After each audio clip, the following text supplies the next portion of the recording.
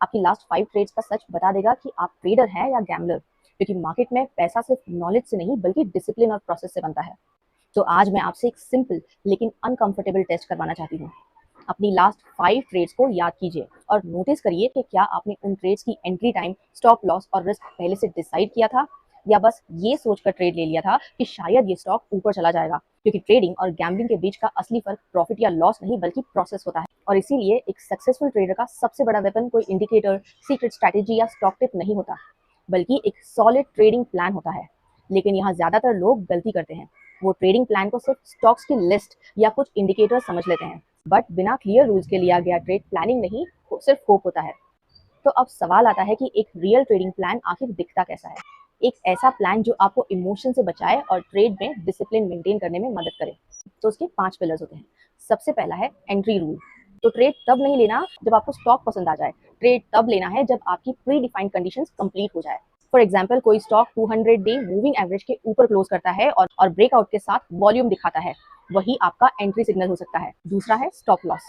अगर मार्केट आपके अगेंस्ट चला गया तो आप एग्जैक्टली किस पॉइंट पर एक्सेप्ट करेंगे कि आपका एनालिसिस गलत था। अगर ये डिसीजन आप ट्रेड लेने के बाद लेते हैं तो ज्यादा चांसेस है कि इमोशंस आपके डिसीजन को टेक ओवर कर ले।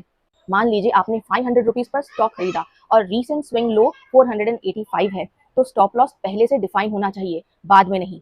तीसरा है पोजीशन साइजिंग। एक ट्रेड में आपका मैक्सिमम रिस्क कितना होना चाहिए? 1%, 2% या जितना मन किया उतना पैसा लगा दिया। तो अगर आपका कैपिटल 1 लाख है और आप सिर्फ 1% रिस्क करते हैं तो एक ट्रेड में आपका मैक्सिमम लॉस 1000 रुपीज होना चाहिए।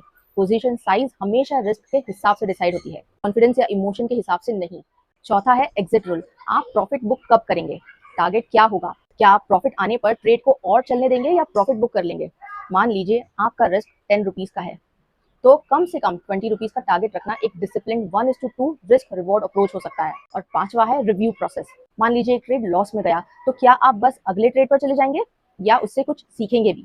प्रोफेशनल ट्रेडर्स हर ट्रेड से फीडबैक लेते हैं। हर फेल्ड ब्रेकआउट एक लेसन होता है, और स्मार्ट ट्रेडर्स उसे भूलते नहीं है, उसे रिकॉर्ड करते हैं। वो देखते हैं कि गलती वॉल्यूम में थी, मार्केट ट्रेंड में थी या उनके एग्जीक्यूशन में थी, क्योंकि बेहतर ट्रेडर मेमोरी से नहीं अपने रिकॉर्ड से बनता है।